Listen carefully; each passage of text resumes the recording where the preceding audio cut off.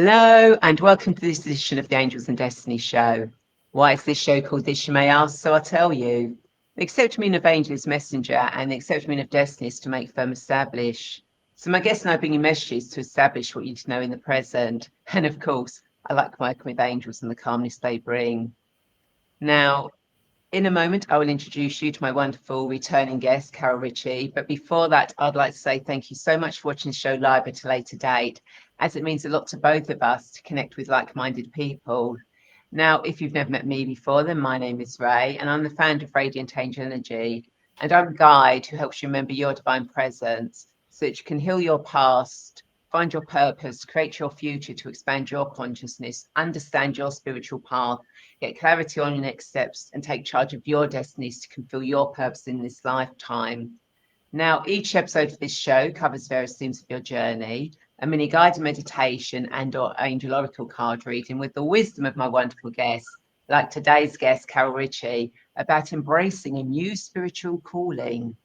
Now, Carole's incredible career spans decades, starting education where she worked as a special school head teacher and represented schools in local government. After retiring in 2011, she founded Think Success, delivering training to parents and professionals to support children and young people facing challenges. But Carole's journey didn't stop there. A lifelong learner, she added NLP, hypnotherapy, FLP, and PhysiTap to her invisible tool bag of techniques, helping both children and adults unlock their potential. These days, Carole has shifted her focus to her spiritual work, running spiritual development circles and giving talks. Now, having communicated with spirit and remembered past lives from an early age, Carole has over 40 years of experience working within the spiritualist movement. Now, when asked recently what she loves most about being 68, Carole's answer was simple: being married to Colin and being a mum to my kids and nan to my grandkids. And yet, she says, I never imagined that at nearly 70, I'd embark on something new. I've been called to do something very different and very important.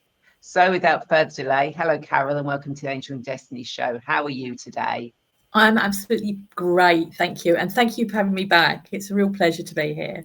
You're welcome. 4 years since you were last on, I so know. I know a lot has changed within those 4 years, and I'm really excited to hear about all the changes that have taken place.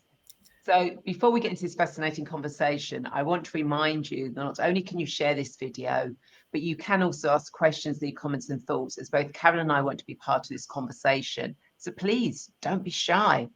So Carole, why don't you tell us more about your life journey and how it's been shaped by a passion to help others and an unwavering connection to spirit? Okay. Well, first of all, I communicated with spirit from a very, very early age, although I didn't realise that's what I was doing. In fact, my first guide was a little boy called Nicholas, who I just thought was my playmate. And people talk about children having imaginary friends. And I really believe that almost all, if not all, children's imaginary friends are spirit guides. Yeah, I'm absolutely convinced that Nicholas was my first guide, and he really did help me. So looking back on that, that was my introduction to communicate with spirit. I also had lots of memories that didn't make sense to the adults that I was talking to. Didn't make sense to me either at the time. And it wasn't until as an adult I realised that they were memories from past lives. And some of them I managed to find the details of in this world, this life, which was really, really good, because that's proof. That's all proof, isn't it? You know. So right from really young, I come from a huge family. I've got 30 first cousins just on my mum's side. Wow. And I'm one of the oldest. So I naturally gravitated to looking after little kids. And I really believe that that was one of the reasons I came here in this life. In fact, one of my guides was a lady that in her life on earth, that was her job. She looked after children. So obviously she nurtured me and helped me do that. So it was something that started from an early age, looking after children. And I can remember as an older teenager, somebody saying to me, have you thought about going into teaching? I was, no, that'd be the last thing I wanted to do. I don't want to work with kids. I've had them surrounded by them all my life, you know, but that's what I ended up doing. and very quickly gravitated to those children and those families who had particular problems. In those days, we would have thought they were just mental health problems or special needs. But I realise now the children I gravitated towards were the ones who saw things, heard things, knew things, you know. And my career sort of progressed from there, really. And I never set out to be a head teacher. It was just that when you come up against something where the only way you can make things right is to make changes, big changes, you have to be in a position to do that. And that's what spurred me on. And it was while I was working as a head teacher that I did my first NLP course, my first hypnosis course, purely to help me with the job that I was doing. And then in 2011, I took slightly early retirement because what I wanted to do was train school staff to know how to help young people, particularly those kids with what's called challenging behaviour, because I was sort of flabbergasted in a way that people just didn't get it. And the interesting thing is, I remember as a head teacher, I remember a new, very young member of staff who called me for help to deal with a young person. And then it all sort of turned out all right. And she came to see me afterwards and very nervously said to me, what did you do? What was that you did? Because it didn't make sense to me. How did you manage to get that young person to, first of all, be calm, then talk to you when nobody else could? And it made me think, I actually said to her, do you know, I don't know. I'm not really sure, but I'll get back to you on that. And so I had a chat with my guys. And incidentally, at that point in my life, I was quite, not secretive, but kept my beliefs and my spiritual connections to myself. It wasn't something that was acceptable in that position. And what I came back to her with was, it's a way of being. The way you have to be when you're communicating with anybody, not just children, is more about a way of being than anything else. And when I asked them what that way of being was, what encapsulated it, the word that came back was love. And that's really important to me now because of the direction that my life has taken in the last few years. I carried on doing lots of training. I've travelled around the country, although I was away from home more than I was home in those days, until 2020. And then when those things happen that, okay, you've got to change now, and, something comes along to make you change. Well, 2020 did that for me. Nobody wanted training anymore. And even after all the lockdown and everything, a lot of schools, a lot of establishments now want their training online, not in person. And whilst that's okay, for me, making that connection with a group of people, I did a couple of courses online. I did one for a youth centre organisation, and I did it on Zoom, so you can see all these faces. Some of them turned their camera off. You never know whether they're there or not. No. And even the ones that were there, you can't really. I'm a in-person person. So I stopped doing that. And one of the other things that changed. So during 2020, when we were all doing stuff like this, a friend of mine and myself ended up, just pure by chance, really, just fell into place, running an online spiritual development circle. We did it once a week and we took it in turns to lead it. And those people that joined us on that circle never left. They sort of stayed with us. And we still didn't do a great deal, but and I used to sit in spiritual development circle. And for those people that haven't experienced that and are not quite sure what we're talking about, it's when a group of people get together, usually with a very experienced medium, communicator, channeler, whatever you want to call it, and that person takes those people through the development of how to look after themselves, stay safe, and get to know their guides, get to use their guides, get to find out what their life's purpose is, all sorts of things. And so I'd done that years ago, a long time ago, when I was in my 20s.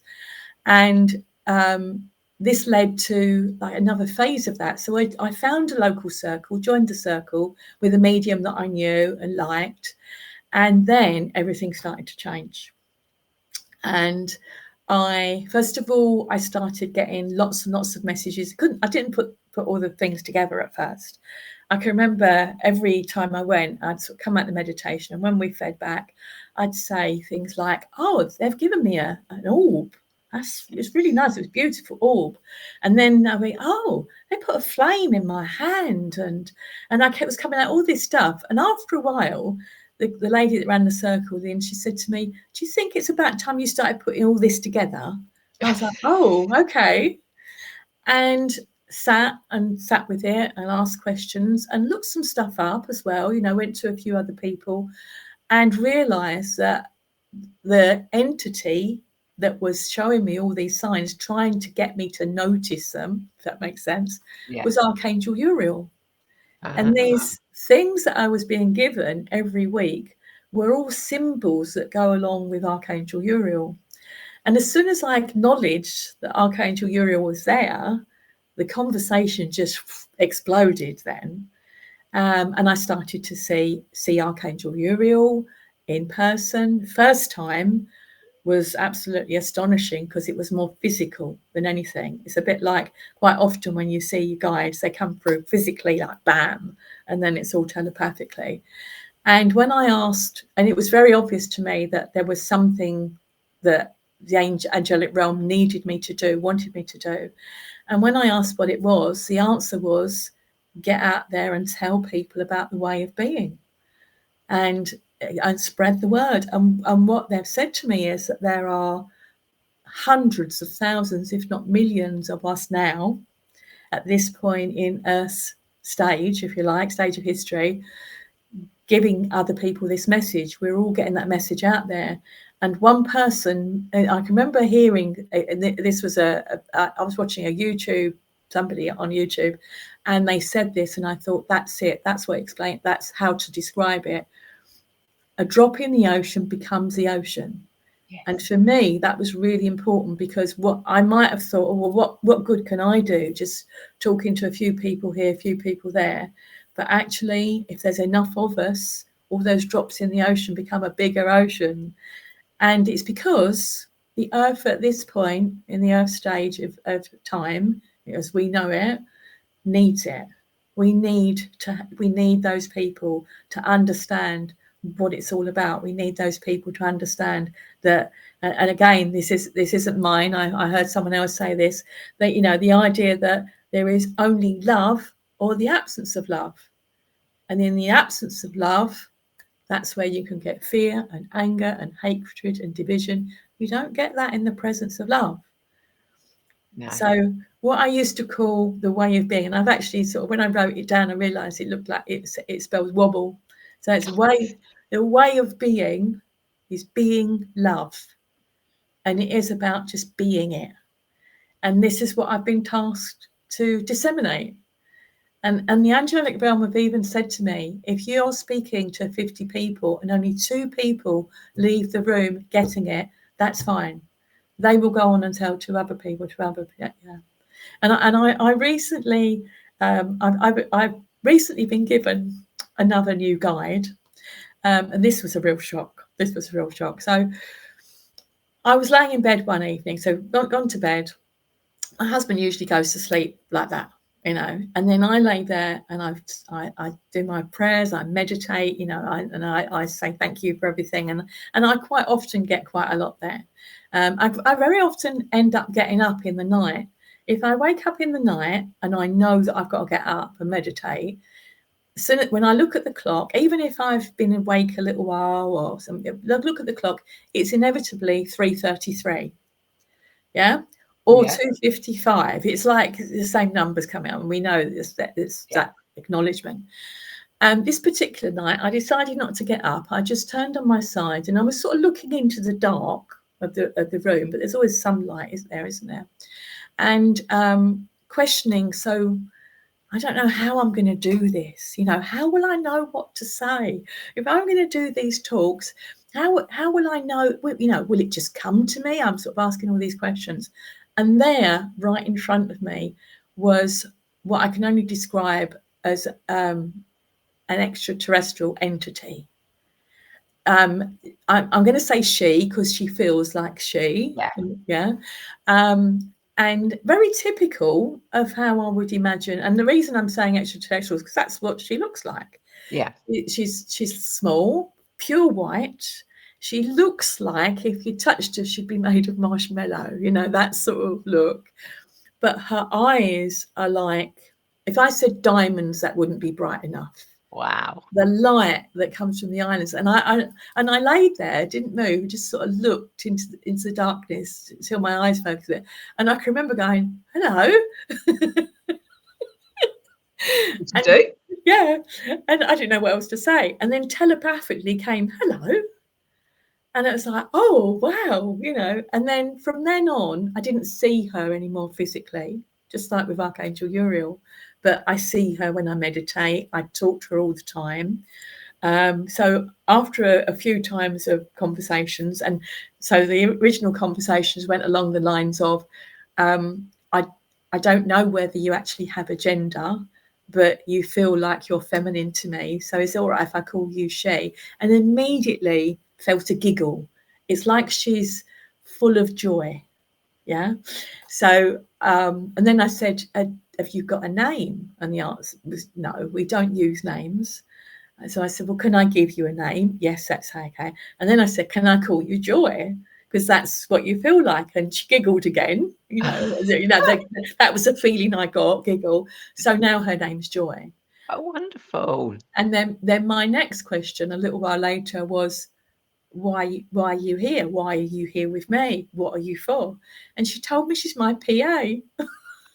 Oh, wonderful. And I've got to check in with her every morning. So she keeps me on track. So my life now, I say my next birthday, I'll be 69. And I was thinking, work slowed down. I still see clients, but not many, still mostly kids.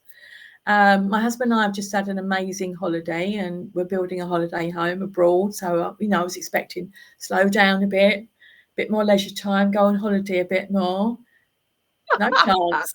They've got me working again, but in a very different way. So I've been given a PA. I've got to do it. She's going to keep me on track. I've got to and apparently these talks are going to get bigger and bigger. Wow. So, and the weird thing is, I can't remember when it was I saw your post. I think it was yesterday or the day before. What's yesterday? Yeah, yes, yeah, I think it was yesterday. I was sitting there saying, so where do I start? Asking them, where do I start? Who do I talk to first? I've got to find a venue. Where else can I start? And then your post came up on the FLP practitioner page. And I thought, oh, wow, well, that's a nice audience. Yeah. So that's where I'm at the moment, really. Oh, wow. That's amazing. And I just love the fact that, there are no coincidences. There are just synchronicities that we have to take notice of and actually take action on, because we're being given signs all the time. Absolutely. We just don't take notice of them. No, that's right. One of the other things that's happened recently, which is sort of slightly to the side of all this, one of the past lives I've had memories of all my life in this life is of me living on a tropical island, very small island, and going out in a canoe from time to time and having a very, very close relationship with my spouse, husband, whatever you wanted to call it at the time.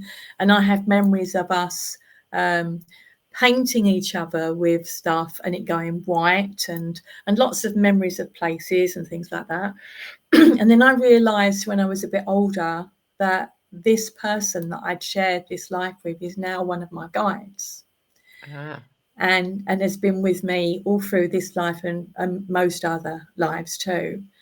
And I recently went to somebody, and I years ago, I used to, before I remarried and I was single, I used to travel a lot.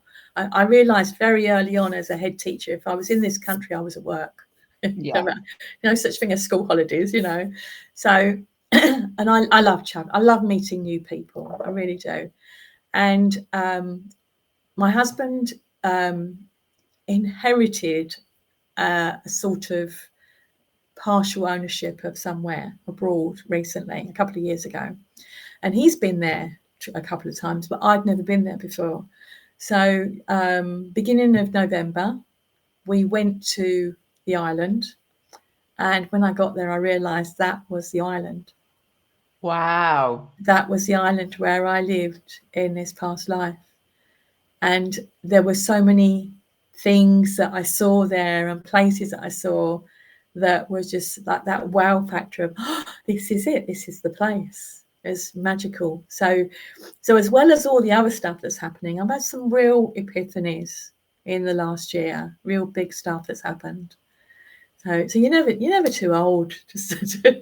No, you know, and that's the thing, you know, people that, you know, have got to an older stage and gone, well, nothing, you know, how can I, you know, how can I walk on my spiritual path? How can I be of service to people? Yeah. You know, it doesn't matter what age you are. And if you think back in history, it was always the older, wise person. That's So, true. Yeah. so yes, it's great, and there are more young people coming through now, which is absolutely amazing because Especially children. Yeah. we need their energy because they're going to start making the changes. Yeah. But still, even if you're alive at this moment in time, you are here to bring your wisdom, to remember that knowledge, Yeah. to be of service and help people and help the younger generation to actually create a better world for us all. Yeah. There's been some, so I see mostly children, and inevitably, most of the parents that bring their children to see me, in their mind, it's because of their behaviour.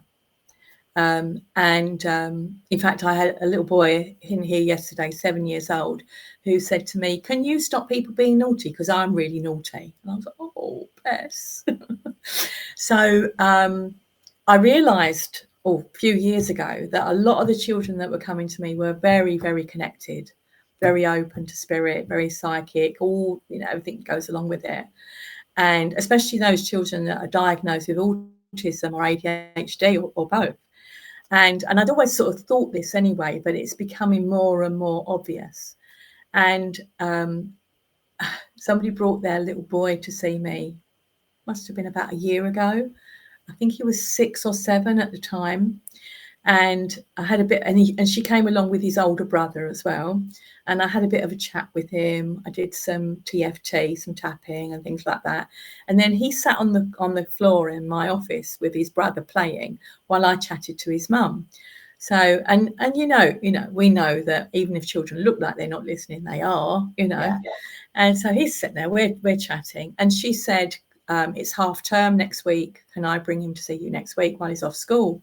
And I said, yeah. And although I didn't say anything, I thought, oh, half term, I've got a school reunion to go to at St Paul's Cathedral.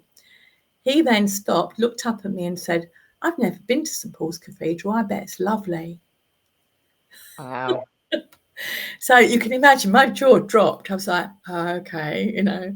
So then I'm sitting there talking to his mum. His kids just carried on playing. And I thought, well, I've got to test this out. You know, I've got to do something. So I looked at the books on my shelf behind me, and I noticed a tour guide that I bought in Florence. And it's a tour guide to Florence and Pisa. Yeah. So I've looked at that and I thought, oh, okay, I'll think about my trip to Florence and Pisa. And immediately he looked up and said, why does it lean like that? So by this time, I'm looking. In fact, I don't know what my face was doing, but his mum said, "Are you okay?" I went, "Yeah. There's something I need to speak to you about." And then I tried it again, and it was like he was definitely picking up on all the things I was thinking. So when they left, I said to her, "Like, can we talk later on the phone?" Yeah.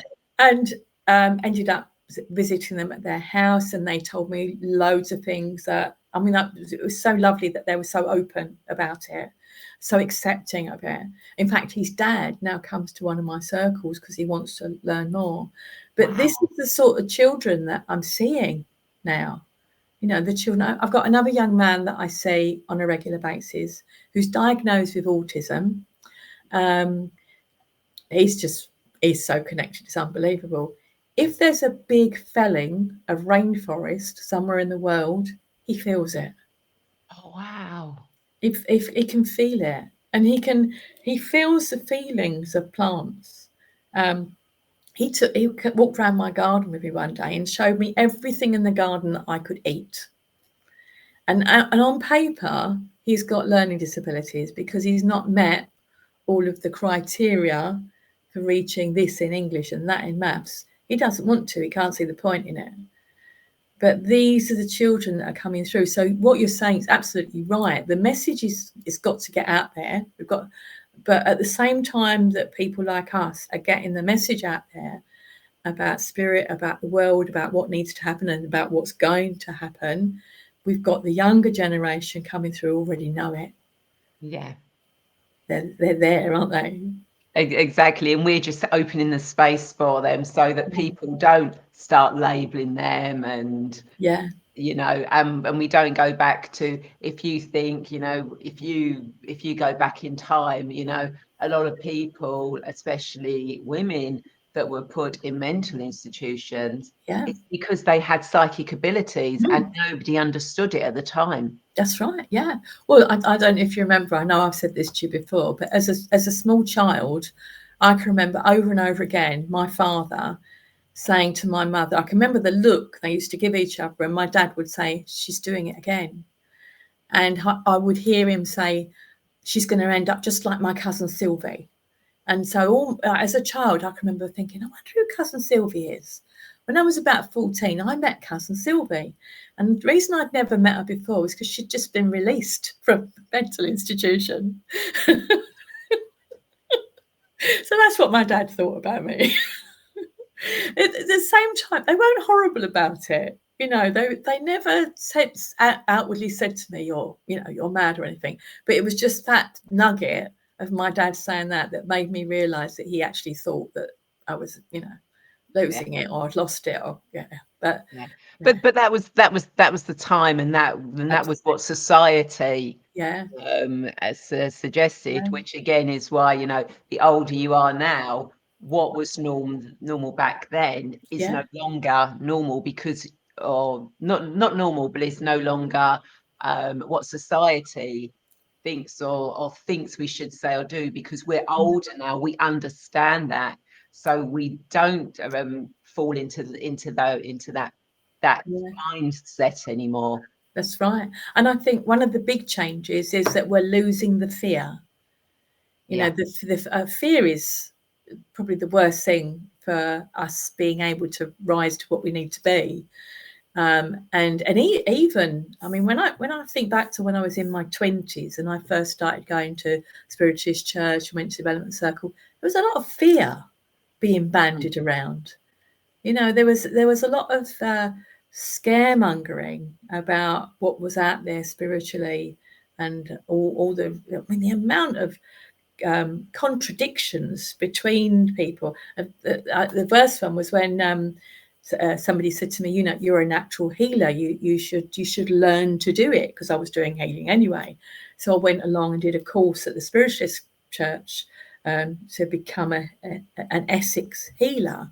And then there was another course that was a East of England healer, and they contradicted each other about how you should do it. And they got into arguments about it. Looking back on it now, it's hilarious. But and it it's like, was, a healer is a healer. yeah, exactly. Yeah. And people often say to me, "So what sort of healing do you do? What do you call it?" Like, healing. Yeah, Is this it healer. is it Reiki? Well, I've learned to do Reiki, but I don't know whether it's, you could class it as pure Reiki. Is it angelic Reiki? Well, the angels do help me, but putting a label on it, it's like labeling God, isn't it? Yeah, We use words, but actually labeling God is, you know, yeah. I mean, I do angelic Reiki, but I've trained in angelic Reiki, yeah, and when I do that healing, I do it in a specific way. exactly, If I yeah, was to do, without, doing the connections and everything I normally do, but to do healing, then I'm just doing a healing. exactly, yeah.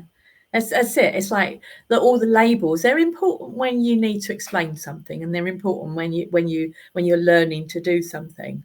Um, for me, it's like I've got to that point. I think I've become a rebel. I think that's what it is.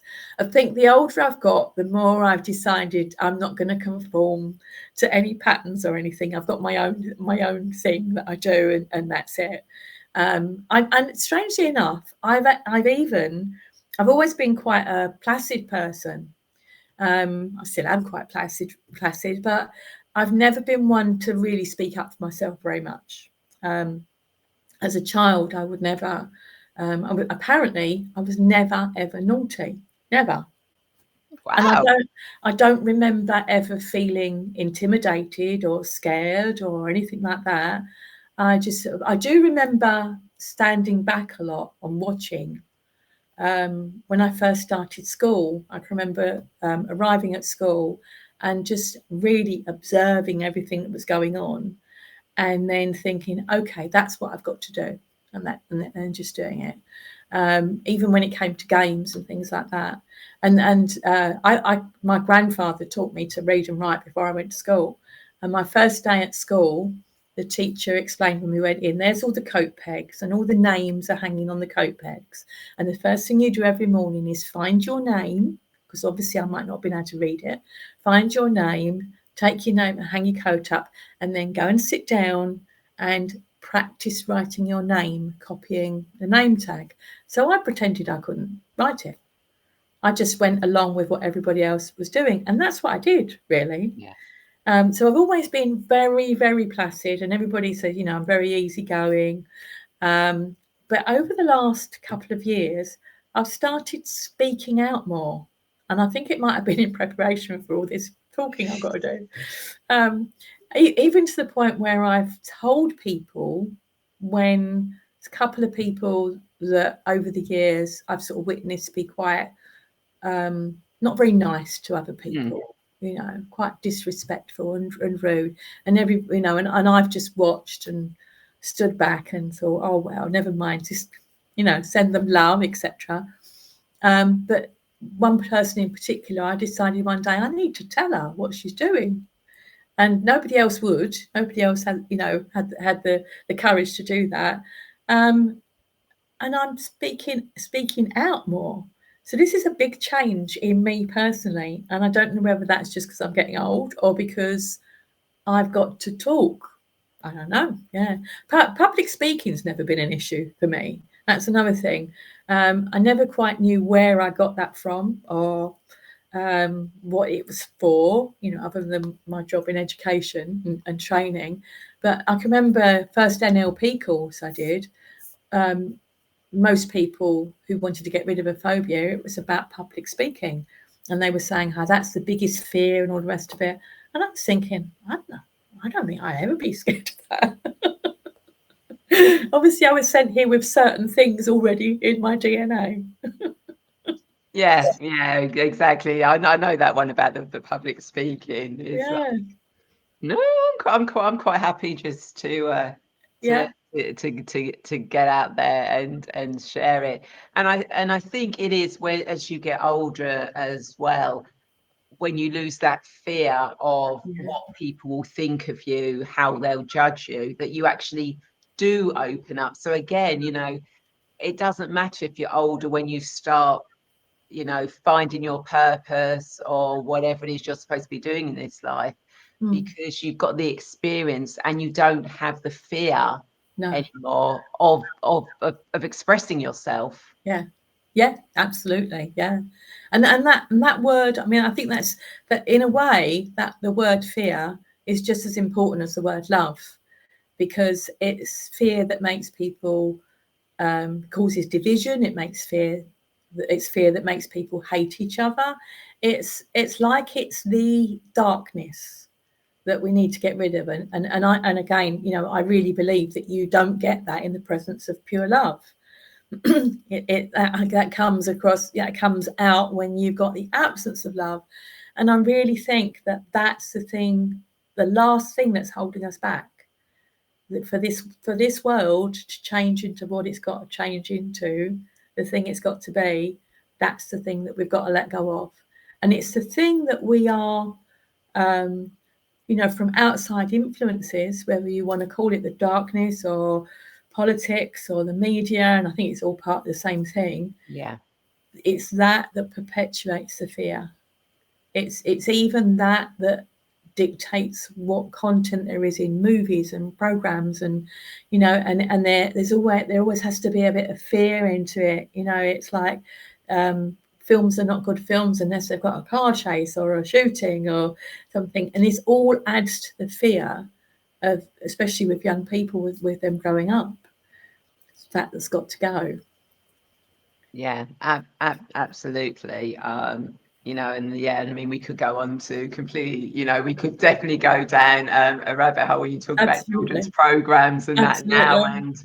and that, but that's a conversation for another time. Yeah. So, if there's somebody that's thinking, okay, well, I kind of would like to, connect to a spirit guide or an angel or, something like that. But I've never really done it in my life, and I've got to that point now where I'd like to know a little bit more. What would be one little tip you would suggest that they could do to actually do that? Find someone to talk to, because you can talk within yourself. You can meditate, you can talk within yourself till the proverbial cows come home, but we're human beings, and actually voicing something outwardly and getting a response from somebody is a really powerful thing. And I think there's enough people out there now for us to be able to listen to other people in that situation, talk to people, get some advice, more than one person, and find a group, find people, like-minded people to be part of. Incidentally, when I first started getting these messages from Archangel Uriel and this thing, the thing I've got to do, I thought, right, I'm going to run it past some trusted friends first. So I invited a group of people that I knew that were like-minded, six ladies. Invited them to my house one evening. They had no idea why they were coming, but I told them that I needed to share something different with them. Told them, and I said to them, look, I've got to get out there and I've got to talk to people. And what do you think? And they all said, we want to be part of this. And they've been amazing. And when we formed a WhatsApp group, and when it came to the fact that we had to give it a name, I thought the only thing I could think of was a lighthouse, because we were shining the light out there. And that was a group of people that naturally came together. But the power in that is amazing. If you could be, and the circle that I go to, the one I was talking, that I've been going to for the last few years, the power that's created when we all get together, and the love that I feel when I go there, the immense power that I feel surging through us as a group of people is amazing. And it's not like, I don't need to develop spiritually in that way, that we have people that come along that have never done anything like that before. In fact, I had the circle I ran this week on Monday evening. I had a lady come who'd never, ever done anything like that before in her life. She came to one of my talks a few months ago, and she'd been sort of dragged along by a friend, listened to me talking, and then thought, I need to find out more about this. Ended up coming to the circle, but didn't have a clue what she was going to do or anything, and found that she met a guide and she went into meditation. She had, one of the things she said to me was, I've tried to meditate and I can't. And, and she was like that. She was there. But I think, again, one person on your own, not only do you not have the sort of the energy and the power that you do in a group, but you don't know whether you are in your mind, in your subconscious, doing the right thing. We know there's no wrong thing, but it's that, again, fear that can come up. Whereas when you're with a group, you've got their supportive energy, you've got their conversation to ask some questions. So I think I would say find a group, whether that's an online group or somewhere. Yeah. And if you can't find one, set your own up. Absolutely. Yeah. Find like-minded people. Yeah, definitely. Yeah, I mean that's what I did when when I first moved to Dartford. Oh, well, not when I first moved to Dartford, but I was looking for people to work with angels, couldn't find anyone. So I went on Meetup and created my afternoon tea with the angels once a month. Brilliant. And before long, like-minded people just all Yeah. and I'm still in contact with practically everyone Yeah. from the original one. That's So right. if Yeah. you can't find a group, set one up yourself. Absolutely. Yeah, that's brilliant. Do you know the other thing as well? So all the people that are watching this now, whether they're watching it as it goes out or afterwards, I'm assuming then have got access to all the previous guests that you've had on your show. Now, what an amazing array of expertise there is there. You Yeah. know, when you think of all the interviews that you've done and all the people that you've spoken to, and somewhere along the line, one of your guests is going to resonate with everybody. Yeah, yeah, exactly. I mean, yeah, I've had so many brilliant, in fact, every single guest. I've been so blessed with every single guest that, I've had on the show. Have just been amazing. They've all brought a different energy, a different perspective on things, even if it's been people that have work in the same field or talk about the same subject. There's always something unique about that person. And that's, one of the things I always say, it doesn't matter how many people you have doing the same thing. That one of those people will resonate with you. The others might not, but one of those people will. Absolutely. Yeah, definitely. Yeah. So yeah, that's a good place to start as well for somebody. Yeah. Oh, yeah, yeah. Look back Yeah, on the previous shows. yeah. So, talking of previous shows, as people know, each week I like to ask my guests whether they would like me to do a mini guided meditation or pull an oracle card for themselves and those watching. So, Carole, what would you like me to do? Oh, I'd love you to pull an oracle card for me, please, Ray. That would be Funny enough, I've got them in my hand. there you go. I'm never without a deck of cards. So, let's have a look. Let's cleanse and bless.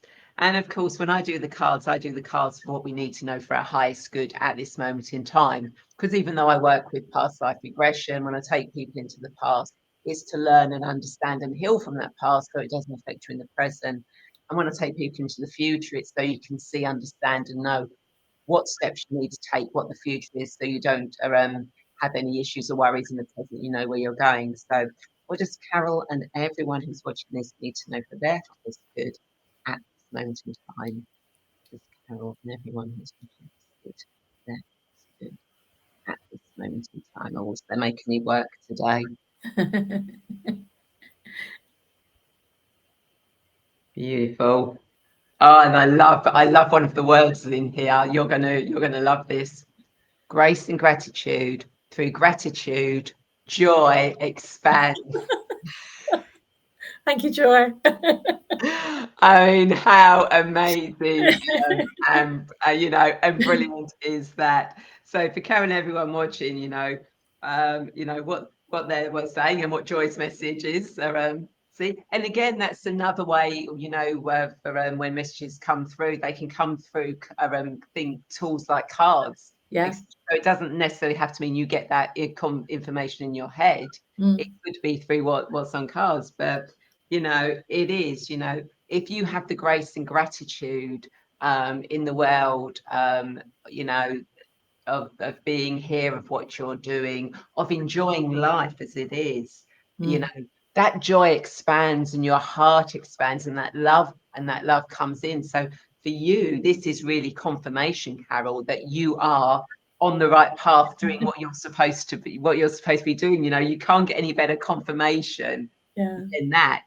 And for everyone who's watching, the more gratitude you have, the more joy comes into your life, the more you expand and get to know what you're doing. So I Absolutely. think it's absolutely brilliant that card came out today. See, I've got the best PA anybody could have. Oh, absolutely. She's absolutely amazing. So I hope everyone that you've enjoyed this conversation and found it insightful, as I know I definitely have. And if you do have any questions, please do put them in the comments, and Carole and I will circle back to them. So, Carole, if people want to connect with you, how do they do that? And do you have anything coming up in the near future? Okay, well, I have a website that's, and you can get that by searching for www.caroleritchie.co.uk, or Think Success, the name of my company. On social media, I've got 2 social media pages. One is Carole Ritchie, and the other one is Carole Clift Ritchie, which is my maiden name in the middle. So basically, if anybody wanted to connect to me, just any one of those. I'll always get back to you. And I do have, I will be having another talk coming up somewhere in Essex pretty soon, and details of that will be on social media and on my website. Just look for the venue and come along and always, and if anybody that's watching this does come along to one of my talks, please do come and tell me afterwards that's where you found out about it, because that would be really nice if we knew that. That'd be lovely. Yeah, it would be. And I will put all the links in the comments, so people will just literally need to click on it and they'll go straight to the website or any of your social media. So, Carole, do you have any last minute words or thoughts to leave our viewers? I suppose really the message I want to get across is that wobble effect. The answer to everything is that the way of being needs to be just being love. Way of being love. And when you get it, you do actually feel it like a bit of a wobble. Yeah, it does affect you like that. So remember the wobble. Beautiful. Thank you so much. Thank you so much, Carole, for sharing your wisdom. It's been absolutely amazing. Thank you. And of course, to everyone who's watching, I personally love to invite you to a free live 20-minute soul path discovery one-to-one video call with me, where during our time together, we're pulling angel or oracle cards to gain clarity on what's happening in your life right now and what guidance your higher self or the angels may have for you. And if you feel called, I can also share how we could work together, whether through past life regression to help deep-seated patterns, future life progression to reveal your most aligned path, or angelic Reiki for transformative healing at every level of your being. And this is your opportunity to heal deeply, connect with your soul's gifts, and step confidently into the life you're always meant to live. So let's start this powerful journey together. Just message me direct. And of course, you can also receive a free gift of a Connect with Your Guides Angels PDF or a Future Life Progression recording, as well as a couple of other free gifts, by going to the link in the description and the comments. And again, I'd like to thank everyone so much for watching. And I'd like to invite you to share this video, as I'm sure there are more people who feel lost and want to get clear on their destiny just like you. And of course, if you are watching this on YouTube, then please feel free to subscribe and hit that bell button to be notified of when the show goes live, or my other show, Oracle Card and Guided Meditation, Your Weekend Reset, which goes out live every Friday at 3 p.m, or I post new guided meditations, or my monthly A Cup of Spiritual Tea with the beautiful Sally Hart. Because remember, every time you share, like, comment any of my information on social media, any of Carole's, any of my previous guests, that really helps get our messages out to more people and allows the algorithms to show it to more people. So you're part of that drop in the pond of getting that beauty, that energy, that unconditional love out there to the world. And I look forward to you all joining me same time, same place next week. Take care. Bye.